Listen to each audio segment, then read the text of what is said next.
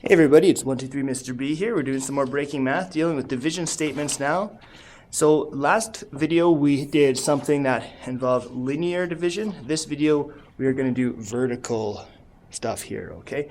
So now I'm saying how could I add this division statement and add it to this division statement. So I can't do this until I have the same action. This is what we're doing. We're dividing by 3, we're dividing by 2. So what I have to do is find a common way to show a common division.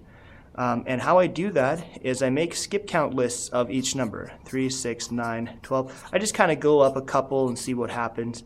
2, 2, 4, 6, 8, 10, 12. Now look, there's a 12 here and a 12 here. That's true. I could use the number 12 because it's common to both lists. But I also want to use the smallest number to make life easier. And that happens to be the 6. The 6 is the first crossover here. So I'm gonna make my statement. The lowest common divisor is 6. So I've kind of declared my state there. Your teacher will love that. There's your skip count list, and then here's your statement there. After you have that, you need to have you need to show your rephrasing of these things here. So here's my thoughts on this side, and here's my work on this side. So now my thoughts are going to go to this. 10 divided by 3 must be something out of, forget that 12, must be something out of 6. So we want to ask ourselves, what number is that going to be? Likewise, 5 divided by 2 is going to be something out of 6. So if I look and say, how did I get to 6? I say, well, for 3, I'm multiplying by 2, okay? Now, the only way I can keep this recipe in balance is if I multiply the other ingredient by 2 as well. So 10 times 2 gives us 20.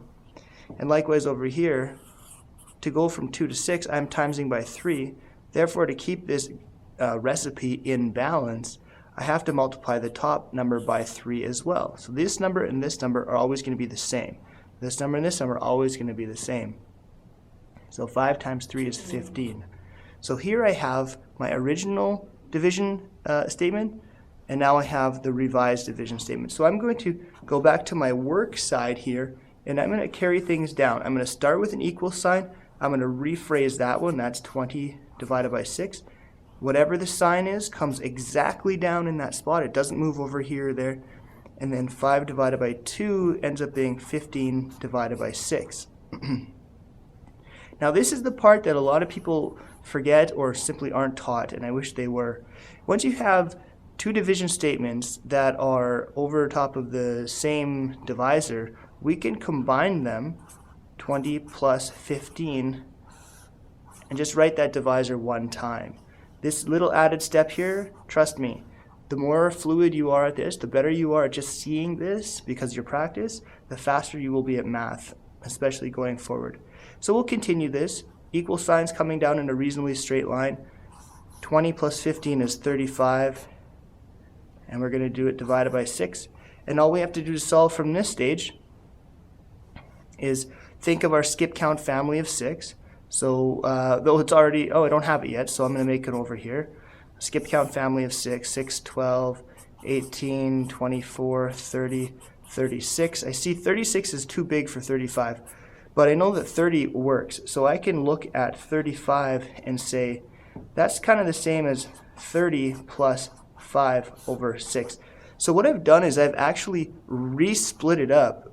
I bring it together, and then I split it up now. But this number is part of the list, and that's what matters, because the next stage here, I'm going to re-split up the division statements even more. So I'm kind of going back in time. I'm making two statements now. 30, I know this is the same as 30 divided by 6, now plus 5 divided by 6.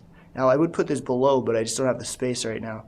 And of course, below this here, that's 5 and 5 divided by 6. And that means I have 5 and 5 divided by 6. Okay?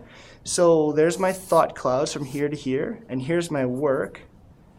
There's my work here.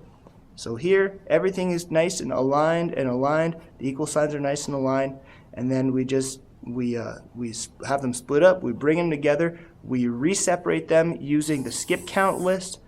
and then we just quickly do the math here and come to our conclusion. So check out the practice videos, and we will get so fast at this your head will spin.